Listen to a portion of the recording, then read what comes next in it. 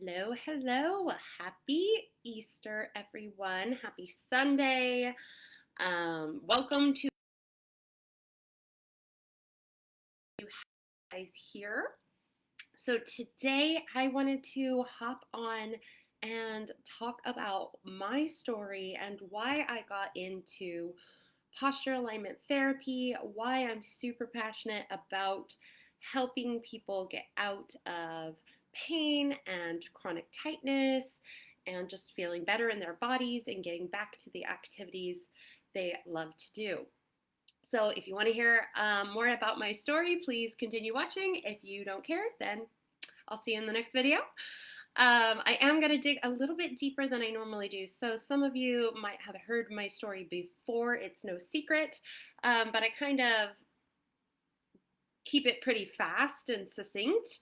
And I don't go through the emotional side of my story and how frustrating it can be when you are dealing with pain, how frustrating it can be emotionally. So I never really planned on getting into um, rehab therapy techniques or alternative health.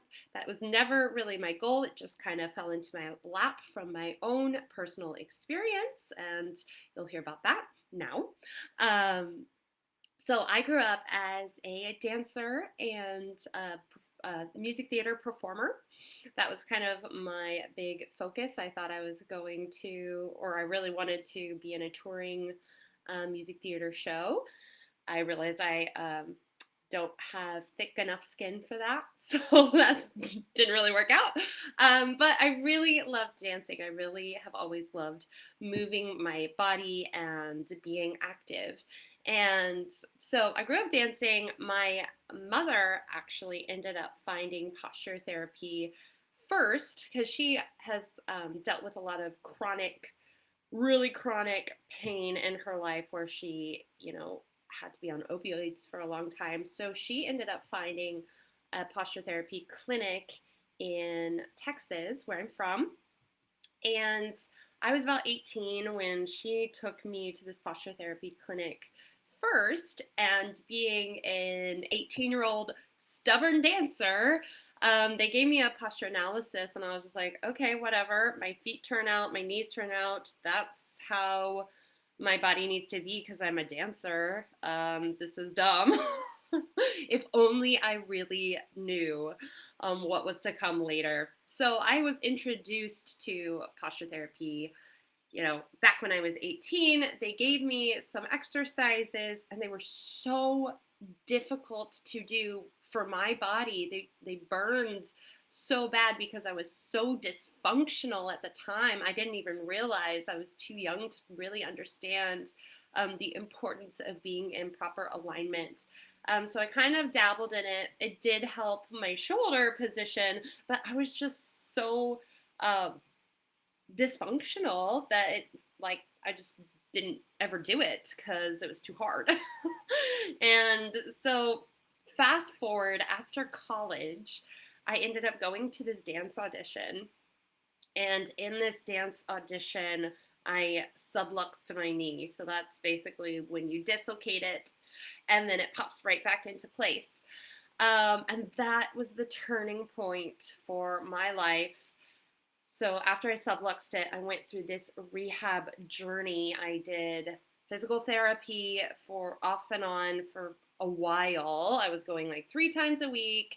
And I was able to kind of move it better. When I first dislocated it, I was in crutches and couldn't walk and all this stuff. So I started rehabbing the knee, and they were like, okay, you'll be better in 3 months.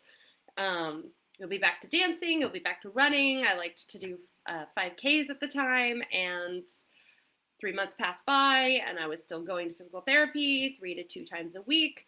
And so I continued to go for 7 months. Things were getting better, but squatting still hurt.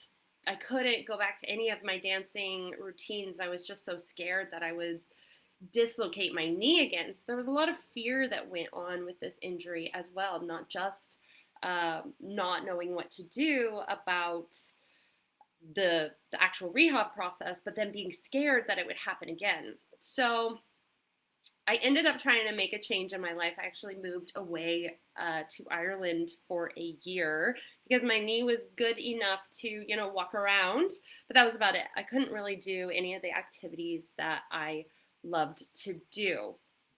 And so in Ireland, I remember consistently having to modify my activities. When you're in Europe, you want to walk everywhere, you want to see stuff, you want to adventure. And I remember, I was young, I was mid 20s, and consistently having to be like, oh, I don't think I can do that because my knee is going to hurt too bad, or I don't know how my knee is going to hurt the next day. I was consistently just like having to modify all of my adventures because I just didn't know how I would feel the next day. And in that as well, my hip started hurting. I was dealing with a lot of upper back tightness, just like my body was hurting. And I was like, okay, this is not the way to live your life. Consistently having to limit the activities that you do due to pain and also fear of pain. So I decided in that year in Ireland, I was like, okay, I'm not going to live like this. This is not how you live your life. I'm going to go back and go to the doctor and basically request surgery because all I knew at the time was if physical therapy didn't work, then what's the next step? Surgery. That's like all I knew, right? Because that's kind of what the medical system drives us to do. And so I went back and I was like, okay, I want surgery because I can't do anything. Like, yeah, I'm not in pain every single day, but I can't do any of my activities. I can't live my life. So I end up requesting to the doctor, like, let's have surgery. And he's like, let's just try physical therapy again. So I went back to physical therapy. I love my physical therapists. They were great. But after 3 months, they were like, okay, we've done everything that we can do for you. You're doing all the exercises fine. You're strong. And okay, cool. You're dismissed. And I'm like, yeah, but I still can't do activities. I still can't dance. I couldn't do yoga. I couldn't do freaking anything because I was scared that my knee would lock up and I wouldn't literally be able to walk the next day. I'm like, so what do I do now? So I end up getting surgery, arthroscopic surgery. They end up finding a little bone inside my kneecap that broke off in the dislocation that was like floating around in there. So they took that out, which was awesome. I'm really thankful I had the surgery, but it didn't solve all my problems, and we'll get to that in a second. So after the surgery, I ended up rehabbing myself. They're like, you don't need physical therapy. You're going to be great. I had actually become a personal trainer at the before surgery specifically for women with osteoporosis to build bone density. It was this company that did slow motion, high intensity weight training, which I found that it was the only workout that I could do without risk of misaligning my knee and potentially being knocked out of commission for the next, week, day. I didn't know. Sorry, I'm kind of jumping around there. So I'm a personal trainer at the time, get the surgery. They say, you don't need physical therapy. You'll be fine in 3 months. So I start like rehabbing myself, and things are, after 3 months pop around, the pain starts to come back in the knee. It was going away, then it starts to come back. And I was just like, oh my gosh, not again. Here we go again. I had surgery. I did physical therapy. What the heck do I do now? And so that's when I actually ended up going to a posture therapy clinic in Texas. I was on their email list from back when I was 18. So I went there and I got a full posture analysis. And this was the moment where my mindset really had to switch from, okay, my knee hurts. What do I do to help my knee? To looking at the entire body as a unit and how the position of my entire body plays into extra stress and wear and tear on my knee. So here for years, I have been focusing on looking solely at the area of pain, the knee pain, and trying to build strength around my knee to try to solve the pain that way. And these people are coming in and showing me my entire alignment and saying, okay, well, your hip is out of balance.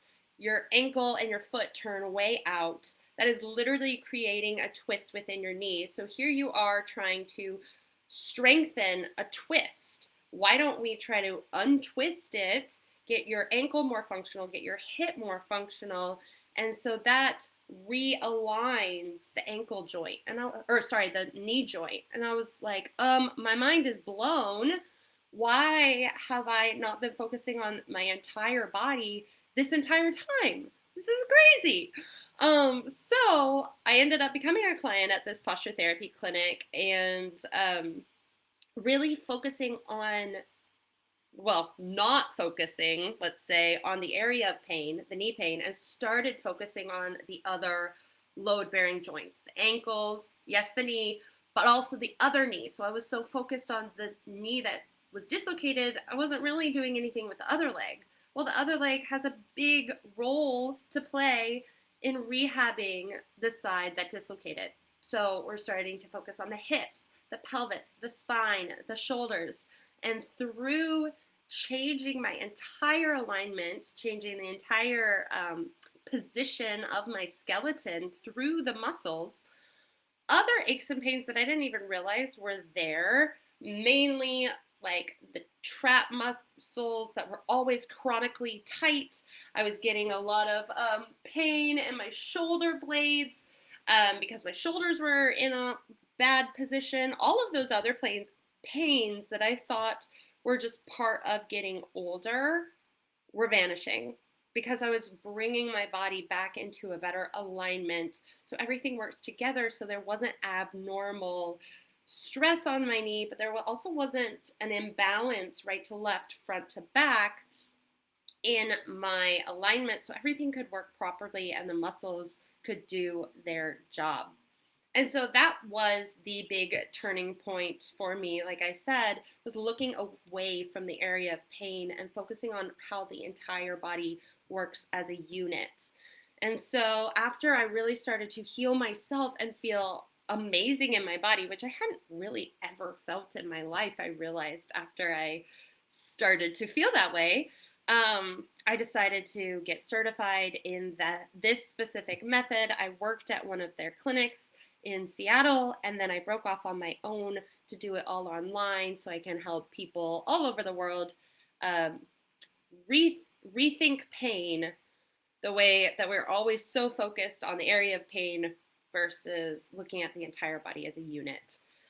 So that is a little bit about how I got started in this field and why I'm super passionate about helping people bring their body back into alignment, reducing aches and pains, but also looking at pain in a different way than a lot of other pain treatments look at it. It's very symptom driven and trying to help people think outside the box and look at the body as a unit and go holistic and full body driven instead of symptom driven. Because as soon as you focus on the area of pain, then you've lost the big picture and how the body works as a unit.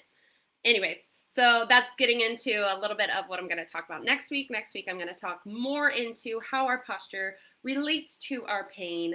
But I wanted to give you guys a lowdown on why I'm doing this and why I want to help you find the same path of healing that I found. So if any of this resonated with you, if you have ever felt like you had to limit your life or limit your activities due to pain, tightness, or fear of pain, I would love for you to either comment below, or if you don't feel comfortable commenting below and telling me about those moments in your life, please feel free to send me a private message so we can just talk a little bit about what you have had to give up in your life due to that pain or that tightness or an injury or the fear of being in pain. So that's all I've got for you today. Have a wonderful Easter if you celebrate it. If not, have a wonderful Sunday, and I will talk to you later. Bye.